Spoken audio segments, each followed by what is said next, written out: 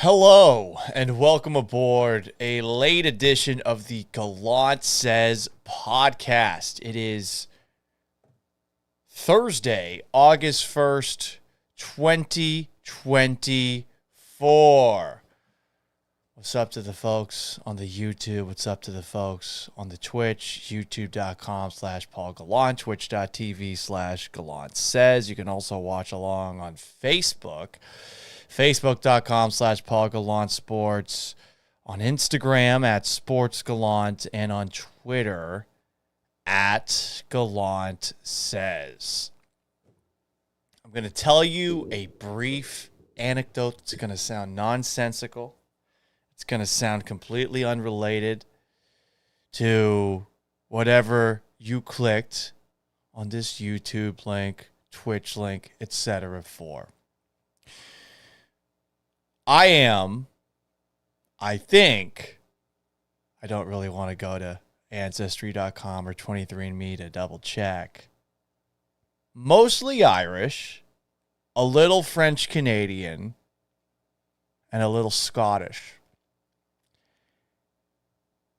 Now, while a lot of the Western Euros look the same, pasty fuckers like myself, there are stereotypes that are attached to the different nations that make that continent up.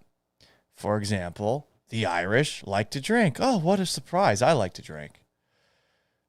The Scottish stereotype, one that really took hold in the United States of America, is that they're cheap.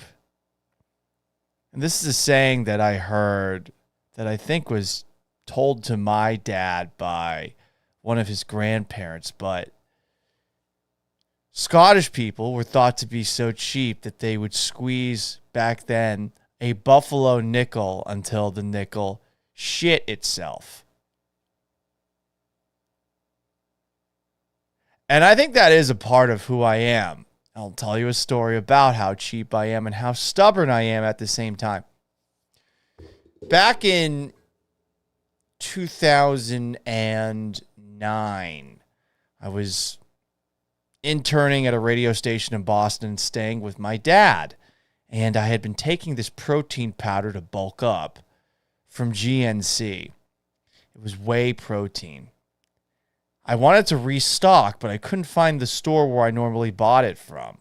So I bought a different kind of whey protein from a different store, the Vitamin Shop.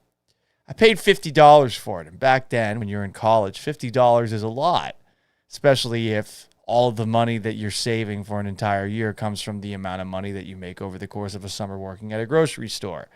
So I'm taking this protein powder, and I notice gradually that I'm having many allergic reactions. At first, it's just a scratchy throat. Next thing I know, my tongue's swollen up a little bit. And then, worst of all, after getting angry because I couldn't find my keys, I developed hives and I couldn't breathe and I had to go to the emergency room because of this protein powder that I kept taking even though I knew it was bad for me. All because I spent $50 or so on Vitamin Shop whey protein. And that, my friends, has been the Rafael Montero experience here in Houston. And I know that he deserves credit for how he pitched during the 2022 season. I guess it's 2023. I don't know. The years are eluding me. Yeah, 2022, when the Astros won the World Series. But as someone who covered Rafael Montero in Seattle and who has covered him here, I have never enjoyed watching him pitch. I have always felt uncomfortable with him on the mound.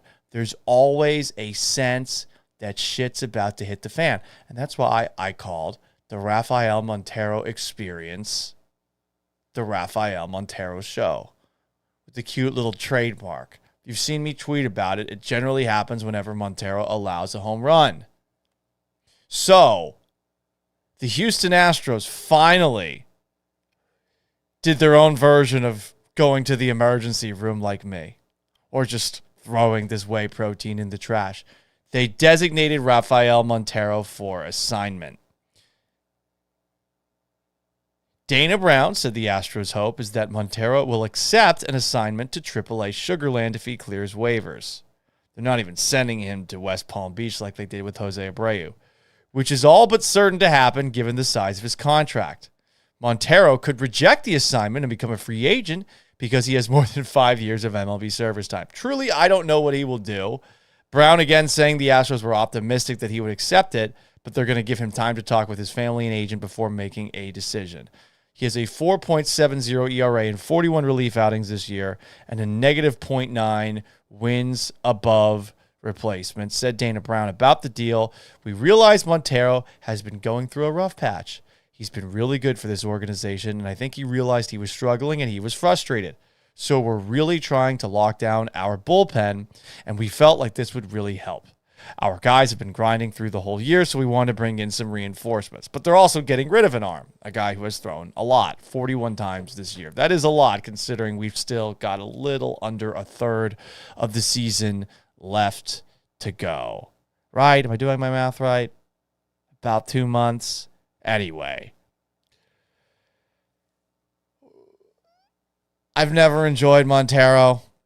As I said before, it drove me crazy when I first came down here, back from Seattle, my 2-year stint up there. And I would say, I don't want to fucking see this guy in the mound.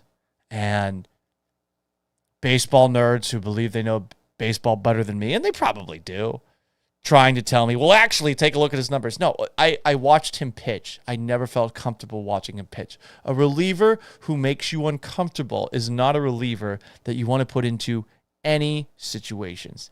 Any. You know?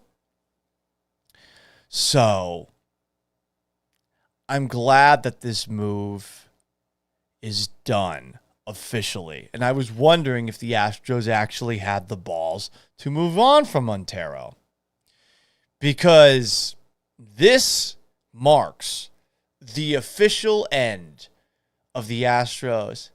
Hey, remember when we didn't have a general manager? Era. Which lasted from the firing of general manager James Click right after a World Series championship to the hiring of now Astros general manager Dana Brown.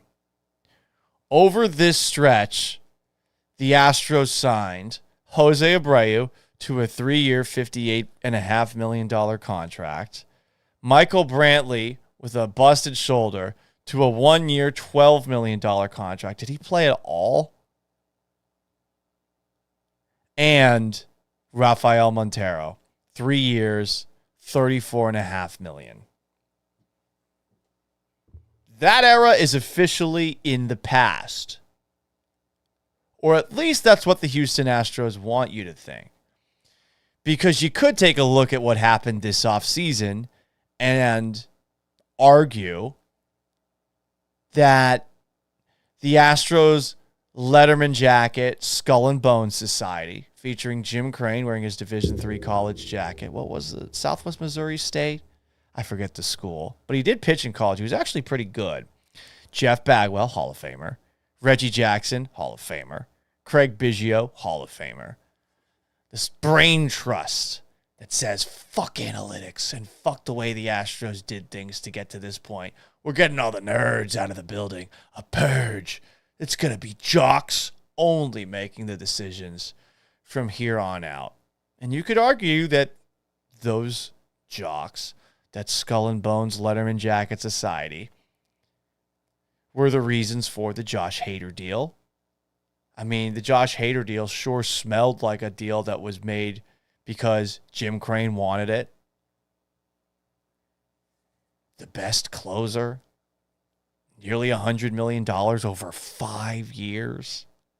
Right after Kendall Graveman was lost for the year. Was it even 24 hours after he was lost. I mean, hell, you could argue that the Astros, Letterman Jacket, Skull and Bones Society had a say in passing on signing Blake Snell. Remember what Reggie Jackson had to say, I think, on a podcast with John Heyman about how we don't do that. We don't go after guys like Blake Snell. Their fingerprints feel like they might be on those moves too. But I think the Astros want you to believe that while they're not going to apologize for that stretch without a general manager, that is finally over and done with. And I say that because if you paid attention to Dana Brown's interview with Sports Talk 790, the Astros flagship station, Sean Salisbury, Brian LaLima, he had this to say, quote, "Ultimately, I bear the responsibility as GM of the Houston Astros. I will ask people on my staff, and we collaborate to make the best decisions possible for this organization. I make the final decisions, and it was made by me with collaboration from the front office." So you still hear some collaboration. Letterman Jacket, Skull and Bones Society might not be making all the moves happen, but they're sitting behind the fingers. Puppeteering. Is that a verb? I don't know. But those words are just words. The action of cutting Jose Abreu and Rafael Montero with significant time left on their contracts is an extremely loud action that speaks louder than those words by Dana Brown, and we can only hope that now it's all Dana's job. Though, as I see some in the chats are arguing, maybe Dana doesn't deserve that after the Yusei Kikuchi trade, which, if you listen to Joe and I on the radio the last couple of days, I've become a lot more measured when I look at that trade, specifically because I wonder if any of those prospects were ever going to amount to anything. Clearly, the Astros think that they can fix Yusei Kikuchi. Clearly, they think that they can fix the other guy, reliever McRelieversonsville, the guy from the Yankees. I forget his name. His ERA is 5+. Do I have to remember his name? I'm not a baseball person, okay? I'm not. Let's read some comments here on YouTube at Paul Gallant, on Twitch, twitch.tv/Gallant says. Jam says, hello. What's up, Jam? Stacy Nelson says, 5 starters with Spencer Arrighetti winning over Jake Bloss. Yeah, you'd rather have Spencer Arrighetti out there than Jake Bloss. I think that's pretty obvious. We've seen a couple of nice outings from Arrighetti. I don't really trust him, but yeah. Desert Stro says, Paulie doesn't need sleep. No, I do. Jam says, you look very sleepy, Paul. Yeah, my pre-workout has worn off. I didn't take any of that whey protein. At least tonight. Not a doctor says, my doctor said Montero was bad for my blood pressure. He prescribed a DFA. Ba-dum-tsh. Actually, wait, we can give you a better sound than that. Straight out of CSI Miami. Good job by you. Shalando says, I'm sad about Joey Loperfido. Figured he'd go into right after Kyle Tucker leaves. Well, look, we got to see Loperfido hit a little bit. He didn't have a great night, his first performance with the Toronto Blue Jays. The strikeouts were high. His defense is amazing, but the strikeouts were high, and I think we really enjoyed how awesome his web gems were. I think someone made the comparison to Jake Marisnick online. Oh, you just a Jake Marisnick fan. And I actually thought to myself, well, you know what? Not the worst comparison. Blah, blah, blah. More comments here. Stacy Nelson says that Cabbage has a better chance than Joey Loperfido. I don't know about that, but I feel like Cabbage at this stage is definitely a more trustworthy hitter than Loperfido. Jam says most of the relievers on the team make me feel like Montero lately. Yeah, you've had some moments from Presley. You've had some moments from Josh Hader. It seems like Brian Abreu is starting to run out of steam, too. I mean, they've been throwing at these guys a ton of innings this year, you know? Jam says, why haven't they cut McCullers? Jeez. How many contracts do you want them to get rid of? It's a lot of money. You got to pay him right away. Jason Wagner says, LaMarcus, why do I always think LaMarcus when I say LMJ? Lance McCullers. Why is he LMJ? Junior is not his name. But anyway, sorry, Jason. Lance McCullers threw his arm out, bringing the city their first World Series. Put some respect on his name. I agree. I think people hate on Lance McCullers a little bit too much. All right, guys. That's really all I've got to say about the Rafael Montero deal. I did want to talk about Houston Texans training camp and all the practices that I've not been able to talk about on my live stream. I've procrastinated. This is why this show's starting at what? 12:15? Jeez, Paul. You got to get some sleep, buddy boy. So the last time I talked about Texans training camp was days 1 and 2 on Friday, July 19th of the live stream I did then. And then I also talked about, I believe, practice number 9 late on Monday night. So I'm going to give you a timeline of everything that's gone down at Texans training camp. I have been to every single practice. Hit it, Clay Walker. It's football time in Houston, and we're ready to play. Here is a timeline of everything I've seen. Practice number 3, which was Saturday, July 20th, without pads. With pads for the first time. I first noticed how hard Stephon Diggs practices at this practice, but it was a frustrating practice because Stroud and the Texans offense struggled. I guess there were no pads in this one. My notes are all over the place. Bear with me. I'm fucking tired. Stroud and the offense did struggle, though. And this is early on in training camp, practice number 3, not a big deal, but as you'll hear me go through the timeline, it's going to be a little bit more concerning. Tommy Townsend, the new punter, he's got a cannon for a leg. Really. So replacing Cam Johnston, I think he actually might be able to do it. I love Frank Ross, their special teams coordinator. He is intense. And we saw a little bit of Jalen Petrie playing nickel. And I got to say, over time, I've been pretty impressed by his ability to stick with wide receivers and man coverage. Practice number 4. July 22nd. Also, if I'm not mistaken, no pads. It was sluggish. I didn't enjoy watching it. Joe Mixon's second missed practice as well, which is where we knew something was up. He hasn't been at practice since practice number 2. The defense played well, but the offense looked awful. Lots of drops, interceptions, sacks, and false starts. And in particular, Davis Mills was really bad. Really bad. Practice 5, Tuesday, July 23rd, the first padded practice. C.J. Stroud and Stephon Diggs clearly had an instant connection, especially in the red zone. So if you're a fantasy football person, maybe you're thinking to yourself that Diggs is going to be the touchdown guy for the Texans. We also heard from Cal McNair, the Texans' roof at NRG Stadium might not be fixed by the start of the season. There's a part of me that loves that because I want the Texans to play in a true home field advantage. And of course, I'll be in the press box, so there'll be air conditioning. But it would be pretty awesome to have the Texans play at least one game in the hot Texas sun. But it wouldn't be until the very end of the month because their first home game is a night game. But it sounds like they might not have that roof fixed until the end of September. Hannah McNair, when Cal McNair was trying to dodge a question about who's going to win the AFC South, said, "We will." And the weather was really nice. The weather was really nice to open up training camp. Practice number 6 for Houston Texans training camp. We saw some fights. You probably heard about them. Stephon Diggs against Jimmy Ward. We've seen Jimmy Ward fight before. Check out on my YouTube channel the fight that Jimmy Ward had with DeAndre Hopkins. Pretty good fight. I had a pretty good camera angle on it. Shout out to Robert Lake, who was my photographer for that. He did a great job there. Honestly, his work. I just posted on my channel. Derek Stingley also went up against Dalton Schultz. I don't know what the fuck happened. Stingley said he felt Schultz disrespected him in that spot. It was a clear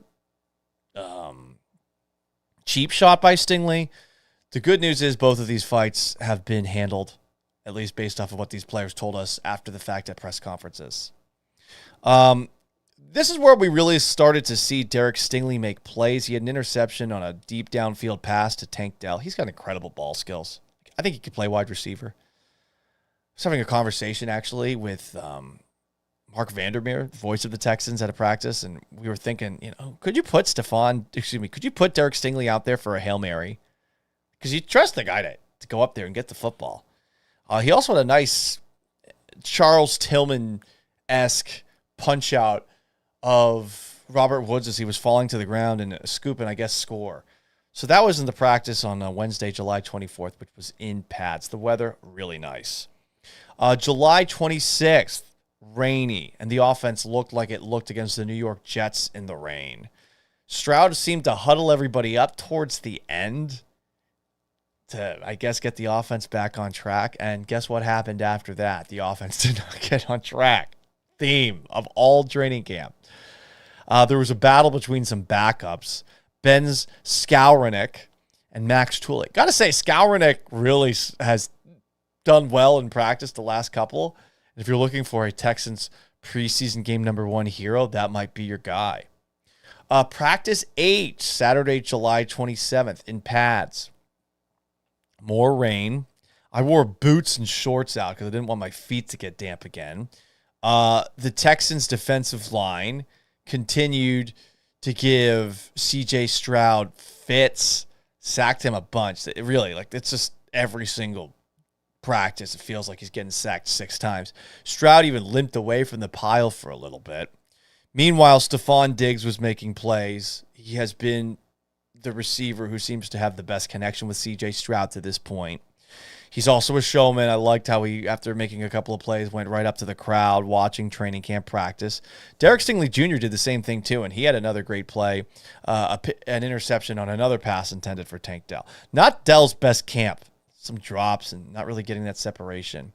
Dameon Pierce, running back for the Texans, is getting a lot of reps with the ones after a frustrating year last year, and he had some really transparent thoughts on why he struggled last year. We'll play those comments a little bit later. Monday, a padded practice. This was the first hot practice, and again, more Texans laying siege to C.J. Stroud. Kamari Lassiter and Kalen Bullock, the 2 rookies in the secondary, made some nice plays downfield. Lassiter is definitely, of all the rookies, the guy who looks the best. Everyone's been complimenting him and says that he's about as ready as it gets. We'll see how that works in a game, but, I'd prefer to have a Stephon Gilmore. Kalen Bullock also got out there a couple of times, made some plays too. He's probably your backup safety still. There's a part of me that wonders about Quandre Diggs or Justin Simmons, but we'll see. Jawar Jordan, 5th-round running back that they took out of Louisville, had a nice run too. He seems to have some good hands. And Blake Fisher, the tackle they took out of Notre Dame, he's really struggling. In for Laramie Tunsil, who has yet to show up for practice. Christian Harris, same thing at linebacker. The last practice, which was Tuesday, Danico Autry's 6-game suspension got announced right before the practice. The offense, guess what? It struggled. Again, sacks, no running game, drops, inaccurate passes. At least Stephon Diggs and Nico Collins made a few plays. So did Kamari Lassiter. Collins did walk off the practice field toward the end, but he's apparently okay. So there you go. Let's read some comments here. At Paul Gallant, twitch.tv/Gallant says, before we play some comments here. A lot of people are asking about starters playing in the preseason game. That is not fucking happening. I saw another comment, and I gotta say, it kind of pissed me off. Scrolling through, where is this one? Where is this? Live? Anything ESPN is a joke, an intelligence insulting joke. That's from Mr. Page. Mr. Page, this is live. I am my own brand. I do a show on ESPN.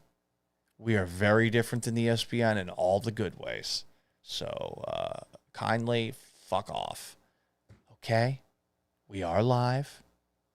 And if you're coming here for intelligence, you come to the wrong place because this show's fucking stupid. But I was out at Texans training camp, okay?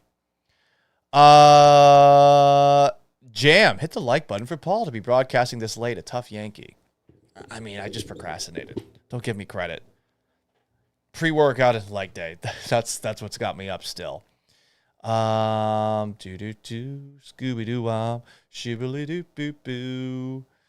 Jason Wagner says, Paul, talk me off the ledge. I've heard the offensive line is truly still offensive. Yeah, it's been fucking bad.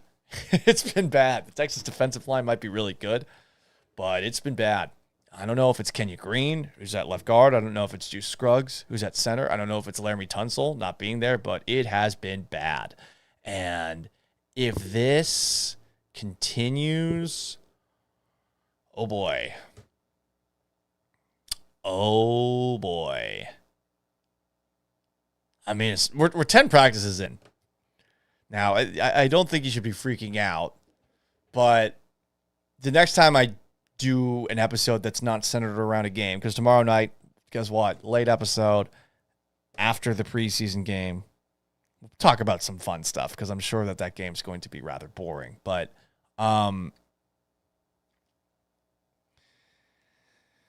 as we get further and further into camp, if the offense continues to struggle like this, I think there's some real concerns to be had, especially considering the schedule they're going up against this year. But let's talk about some of the good stuff, huh? Sorry, Jason, I did not talk you off the ledge. I'm just telling you what I saw, man. Just telling you what I saw. But let's talk about some of the other stuff going on, huh? Right? Yeah? How about that? How about that? Let's talk about the good things that we've seen out there. There have been two standouts, and you heard me mention their name a lot while I was going through the timeline of everything that I've seen at Houston Texans training camp practices. I've been at every single one of them. Stephon Diggs has done literally everything right. He has said all the right things. He has shown up for practice. He clearly loves practicing. I am impressed. I had my doubts. We'll see how this works in a game, but he's already clearly developed a rapport with C.J. Stroud. I'm really liking what I'm seeing thus far. I've seen a bunch of comments on some of the videos I've posted calling me a Diggs hater. And that probably would be a fair assessment. I was a little skeptical about going and adding another wide receiver, especially one who has been difficult to please wherever he's been. I mean, think about this with Stephon Diggs. He's never been on a losing team. The Vikings always were at least 500 with him. The Bills with Josh Allen. Okay, they weren't a Super Bowl favorite, but they were a Super Bowl contender. They just kept on running into the Kansas City Chiefs. And he constantly seemed pissed. Is it because he's a perfectionist and those temper tantrums blow up and it just plays into the idea that every single wide receiver is a walking stereotype? Maybe. Having seen him up close in person, I have really enjoyed what I've seen. I've enjoyed what I've heard him say. And in case you haven't heard any of what he has to say, this is Stephon Diggs talking about being a leader for some of the younger Houston Texans because it's the right thing to do. Seeing that I got some experience, I think it's just like it's the right thing to do, of course. Got a lot of young guys on this team, a lot of hungry, humble guys. Just not just Tank. Oh, damn, excuse me, I just got to practice. I'm a little tired. But not just Tank. Nico, he just got paid and he's still seeking knowledge, still wanting to get better. But I'm just big on everybody kind of falling on the same sword. Like me being accountable firsthand. I'm not going to be perfect, but let's not ever coach effort, you know what I'm saying, and then technique. So, I mean, it's just, I feel like it's the right thing to do. Not just where I'm at in my career, but just how I've been for a long time. I've always, led from the front. You know what I'm saying, front line always, as young men say, we were on the front line. So, yeah.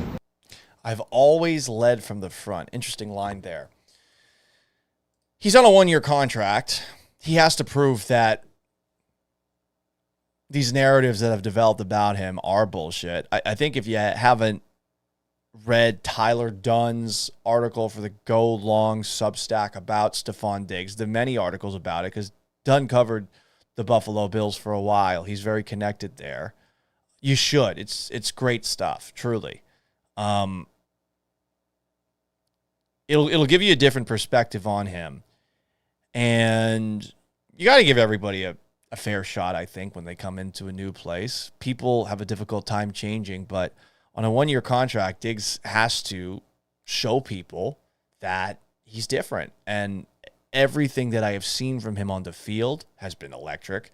And everything I've heard from him from the first press conference that he had here to this one as well, which was number 2, he's been saying all the right things. And, you know, you want some confirmation. DeMeco Ryans, head coach of the Houston Texans, had some complimentary things to say about Stephon Diggs and that energy, that ethic that he believes is rubbing off on everybody else. And it starts with Steph and the way he comes to work. I think that rubs off on everybody else. He shows up with a competitive enthusiasm that it starts to permeate throughout his position group, but also just our entire team. So with guys showing up like that, man, I love the competition. It's a really good group, and I'm excited to see, you know, how guys show up in games. But they've been doing a great job at practice. Nico Collins got the new contract, but right now, I think he has to earn that number 1 spot back. And look, I think the idea of a number 1 wide receiver is something that really only people that play fantasy football should care about. I think week to week, if you've got 3 wide receivers like the Texans do, the best version of Tank Dell that we saw last year, the best version of Nico Collins in his career last year, and the Stephon Diggs, like every single week it should be a different guy that's killing it out there. I don't think the idea of a wide receiver 1 is important at all. It's so me in a team-oriented game. You know, I always get annoyed with this in basketball, like this idea that one player has to take the last shot. Why? Why does one player have to take the last shot? They're all in the NBA. They're all professionals.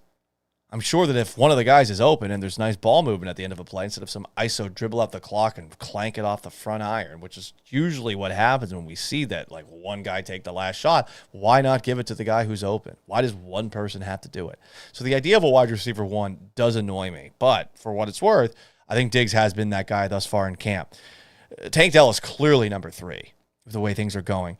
Nico Collins has had a couple of nice plays, and his size and speed and his ability to run after the catch, it's so rare to have all of those things. Like, he really is like a jack of all trades in terms of just assets at his disposal. Andre Johnson comparisons are fair, except for he's bigger than Andre. So when you see Nico out there, you can understand, okay, well, he's going to get some looks too.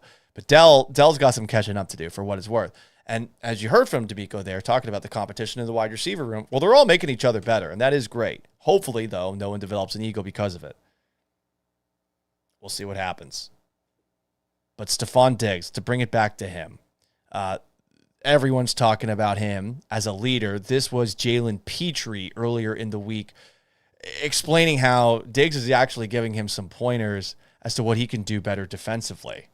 He's a true leader. I think on and off the field. You know, he's came to me. You know, I work with him a lot in the slot. And he's came to me and just tried to give me a couple pointers here and there. And I think the biggest thing is his competitive nature is high. Like, he's going out every play trying to win, and that does nothing but, you know, uplift other competitors. Because when I'm out there, I don't care who it is. Like, I'm trying to win as well. So that's not going to do nothing but help get this team even better. You like hearing that stuff. Now, again, it's words at this point of the offseason. Take everything you hear with a grain of salt because everyone's talking each other up. What happens when a guy struggles in a game? Well, there's probably some bleep talking that goes on in every single NFL locker room about a guy who's struggling behind their back. It's just the nature of how things are. You've probably done the same thing at work, you know? Everything right now before game number 1, regular season game number 1, it's all going to be sing-songy.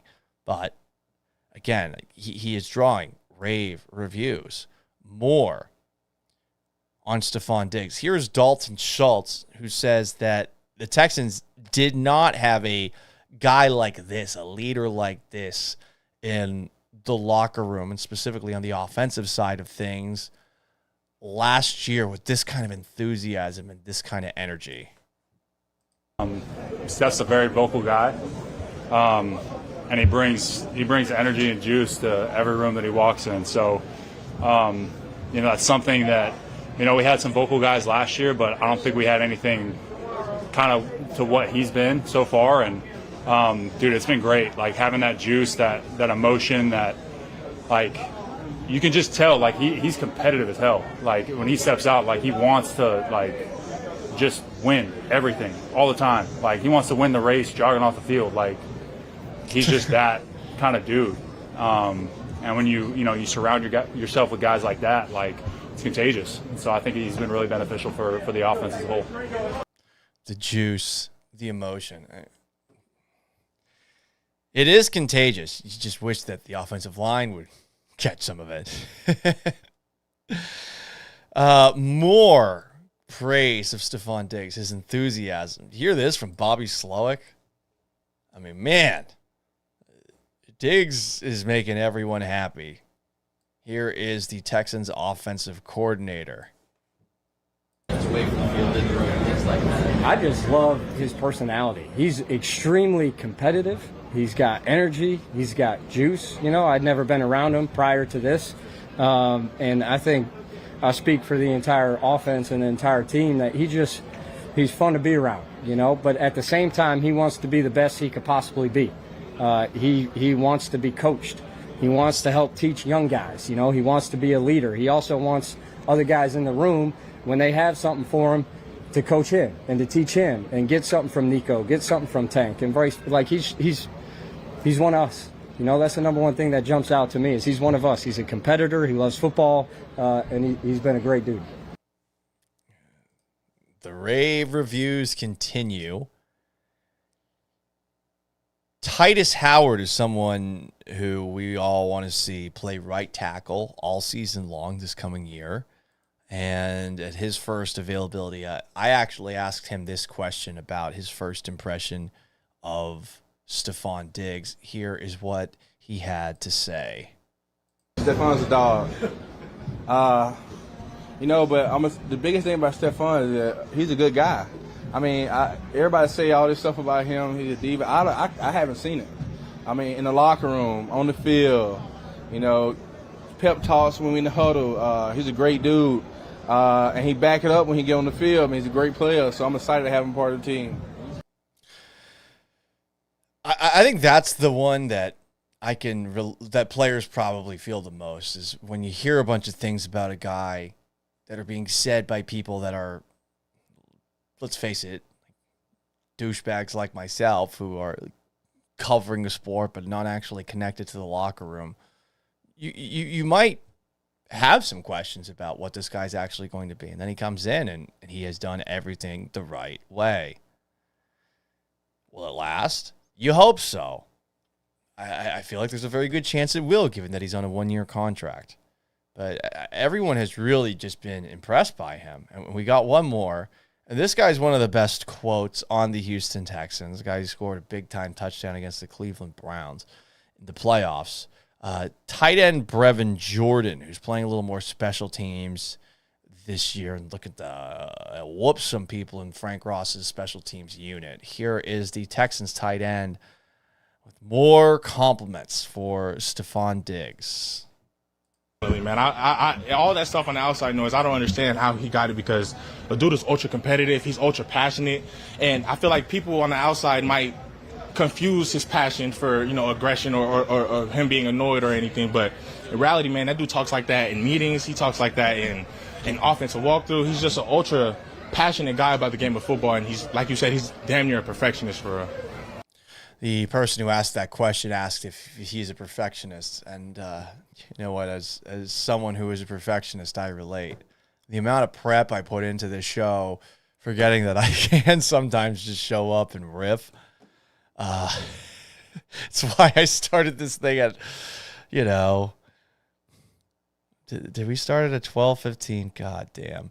But hey, when you're a perfectionist, you want to have your notes and all your quotes and all your clips organized and ready to go.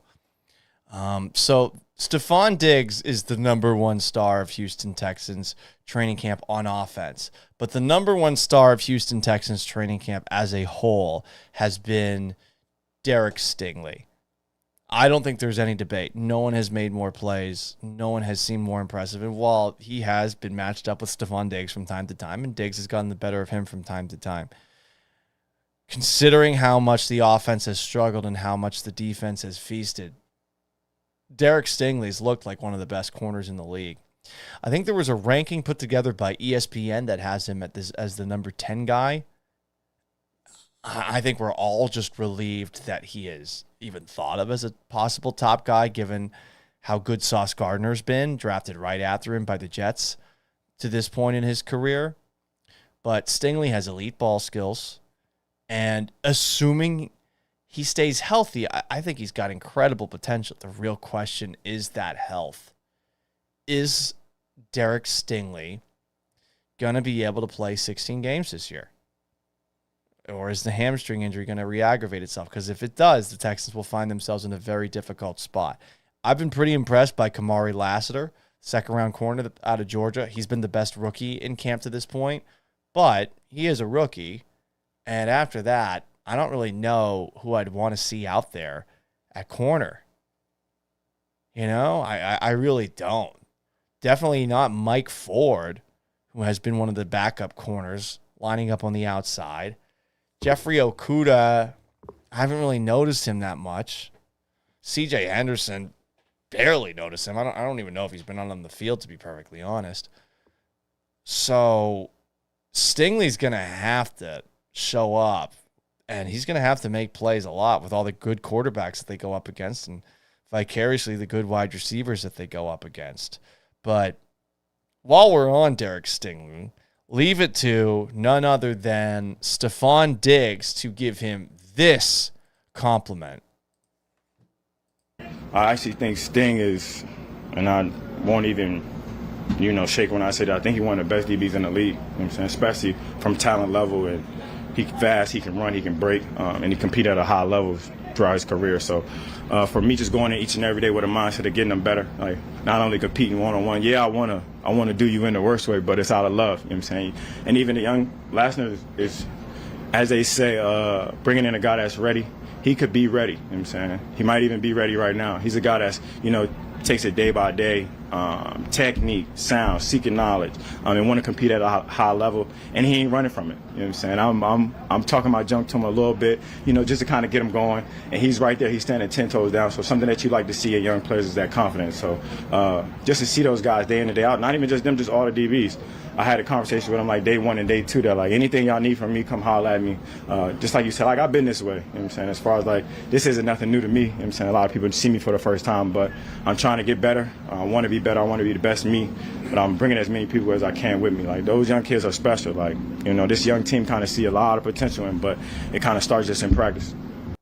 So you talked about Kamari Lassiter towards the end of that, and a lot of other veterans have said that about Lassiter. The question was asked about Stingley and Lassiter and the young defensive backs, but he said Stingley's one of the best defensive backs in the league. And on top of that, I mean, he's talking about a guy in Stingley that he feels is actually giving him a challenge. And, I mean, Diggs still looks like Diggs out there. We'll see what he looks like a couple of months into the year. But last year in Buffalo, Diggs looked good. In the second half of the year, the Bills changed their offense. They fired Ken Dorsey, and things started working for the Bills when they weren't trying to force the ball to Stephon Diggs all the time. They were running the football more. For those who maybe have arguments about how Josh Allen could be a little bit overrated, well, there's some credence to that, given the way that the offense changed for Buffalo. I mean, Allen's terrifying when he takes off and runs with the football, and he's got a cannon for an arm. He can make some really difficult throws. But there were times where he would force it a little bit too much to Stephon Diggs, and you hope that Stroud's never going to force it to anybody. But Stroud needs to get some offensive line help, and we'll talk a little bit more about Stroud in another episode in the near future. It's something that's concerning me a little bit. So Diggs is calling Derek Stingley one of the best corners in the league. Here's what D'Amico Ryans had to say about Derek Stingley over a couple of practices. This is from Saturday. He's been a little bit more measured.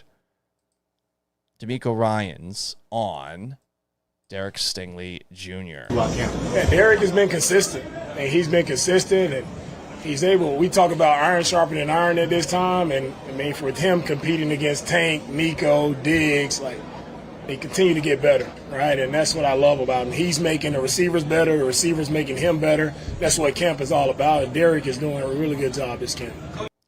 Iron sharpening iron. I don't know if you've seen my shirt. Hang on, let me spin around for a second. But if you see my shirt,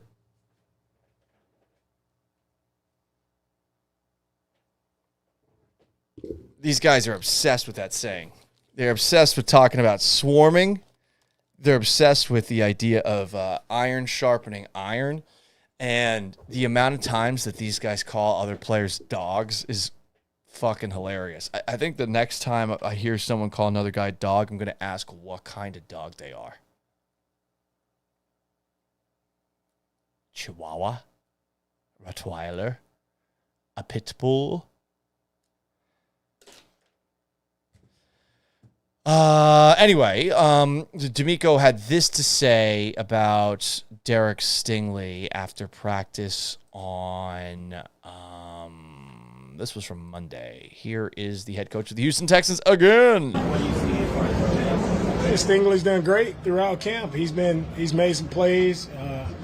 He's been consistent throughout camp as well. He's showing up every day. So Stingley, I think it's another big year ahead of Stingley. Right, he just continue to build off of, each and every day, continue to build.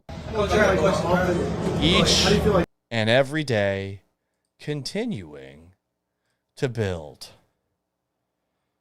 It's not that complimentary of him, and I don't think that has anything to do with D'Amico maybe doubting Derek Stingley.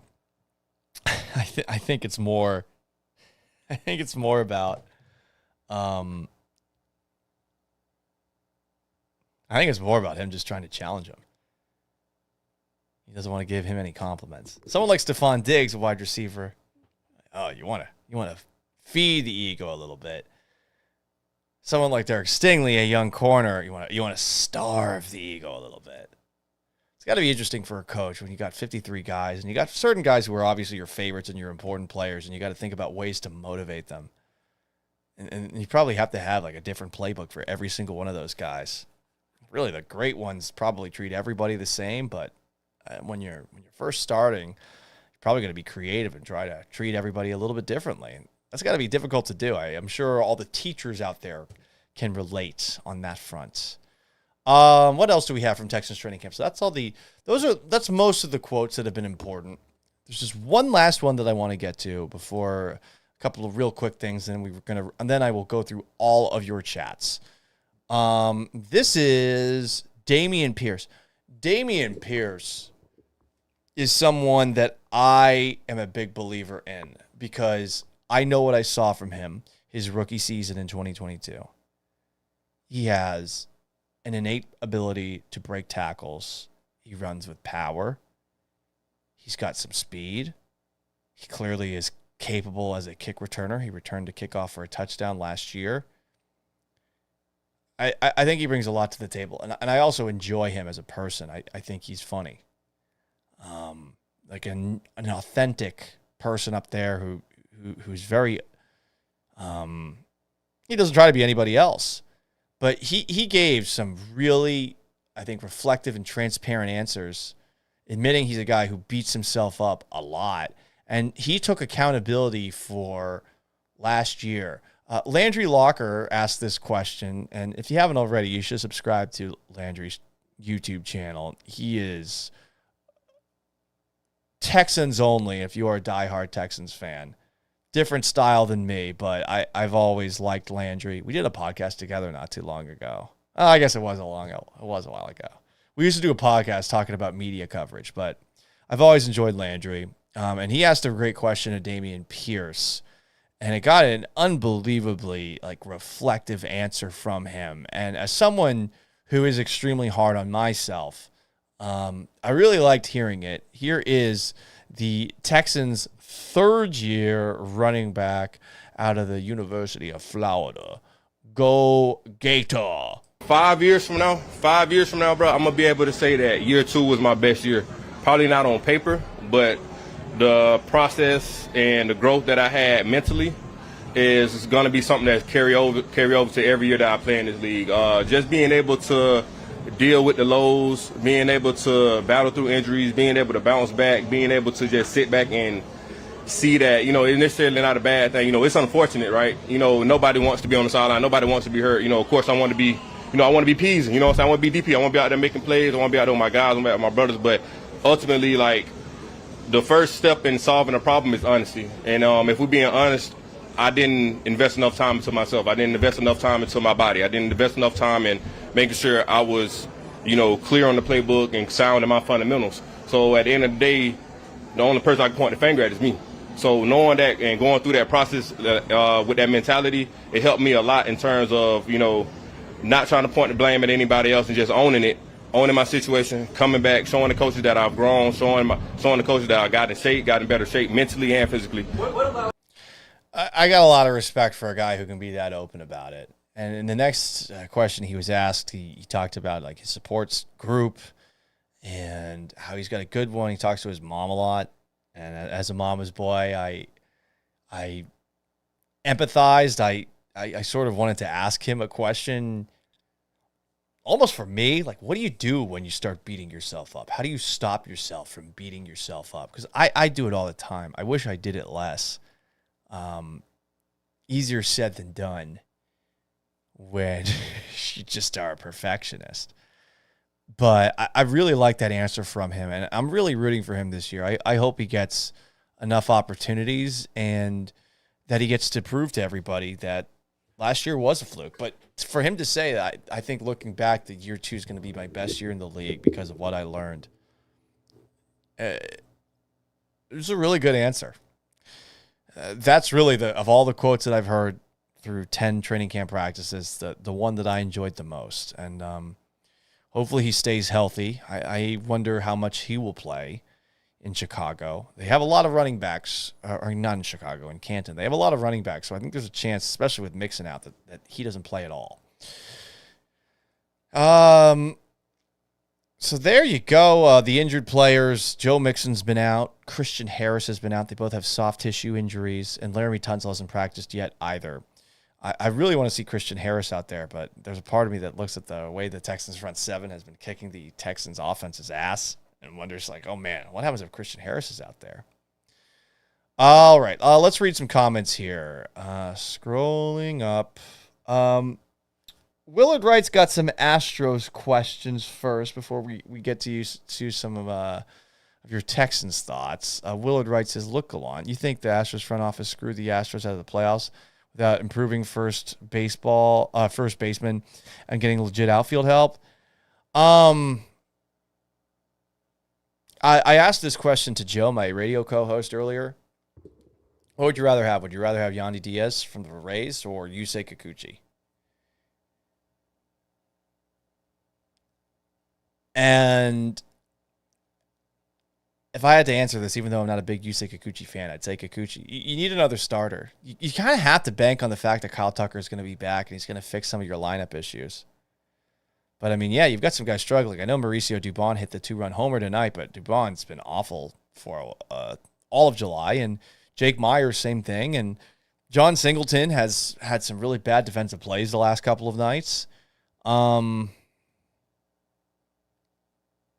But I think arms were more important. The arms are taxed right now. You know, what's crazy about losing Montero, it does hurt you in a way from this perspective. Like that's one less inning eater.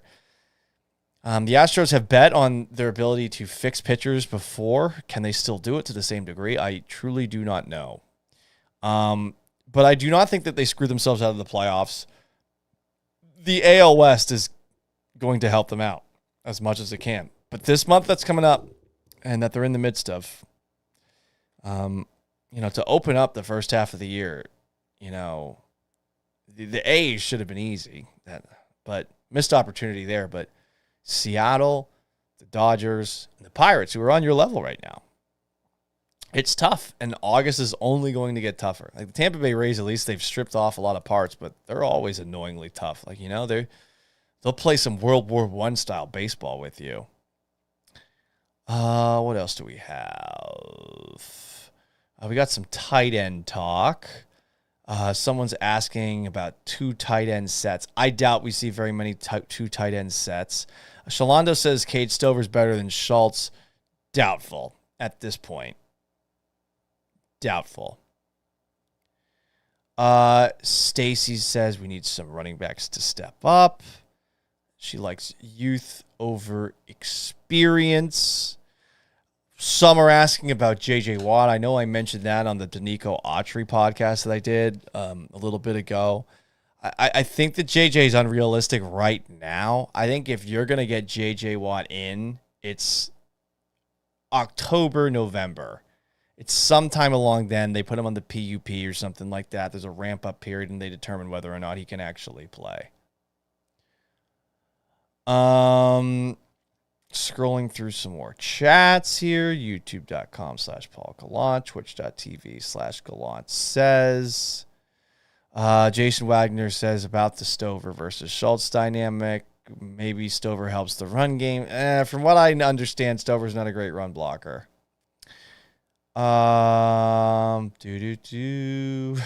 Alberto Solis says, I hope Kikuchi's able to get his 14 hours of sleep. That is the funny thing about using Kikuchi. I totally forgot about that from my time in Seattle. That guy sleeps. God, 14 hours. That must be nice.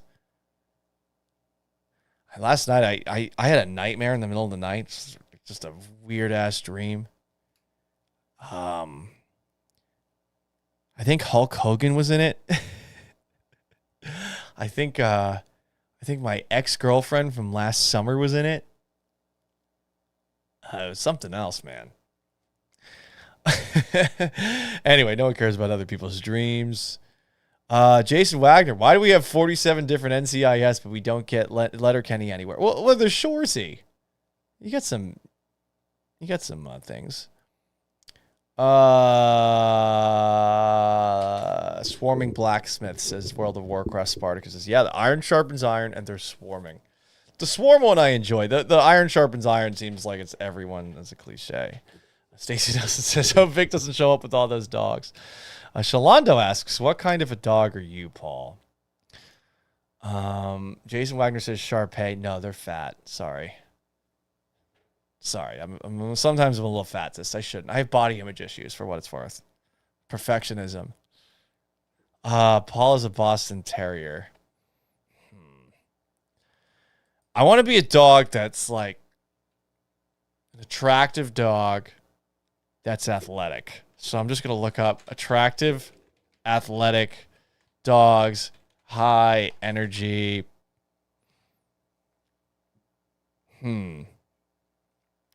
I'd like to say I'm a border collie, but they're the smartest dogs there are. So I'm just going to say I am an Australian Shepherd. You know?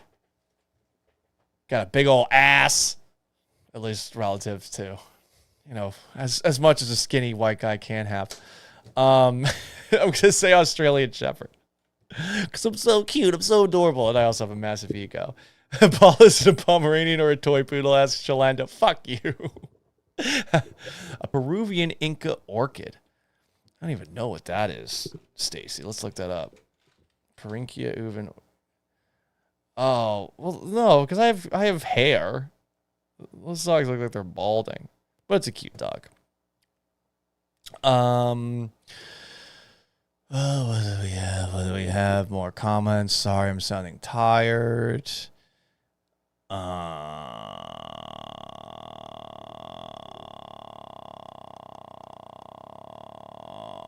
Paul says, Jason Wagner, you don't have any room on the back of your shirt for the back of a baseball card. That's true. That's 100 true. World of Warcraft Spartacus says I'm a corgi. No, fuck that. Come on. Can we, like, those things have like little stump legs. Corgis are cute, but am I that derpy? Oh, come on.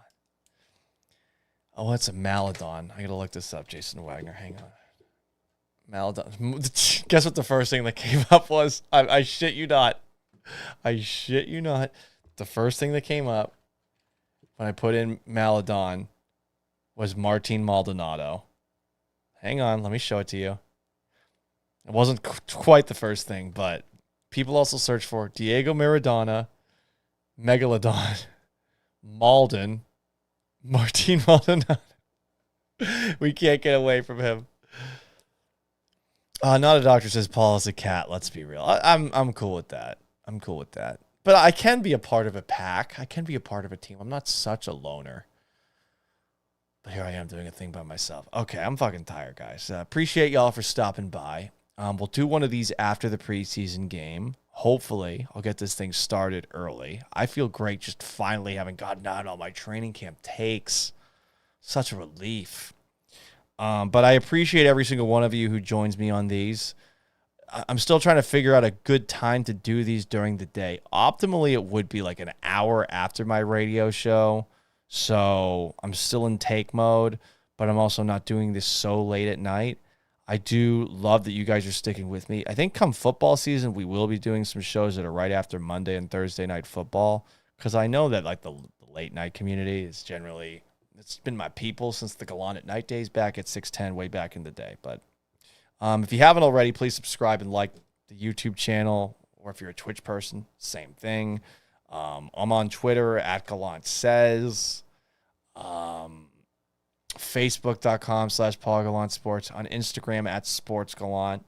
I'm also on TikTok at Gallant Says. Not posting this in podcast form yet. I really want to get back into the habit of doing this enough before I start using that feed over again. And I want to tighten things up a little bit, plus with some topics that aren't necessarily just Houston sports. But glad we all had some fun tonight. Tomorrow, guys. It's football time in Houston, and we're ready to play. But it's time to hit the road. Paul, stop talking. Listen. And I'm out of here, guys. So long. Farewell. Have yourselves a wonderful... What day is it? It's Thursday now. It was Wednesday. You'll hear from me tomorrow night.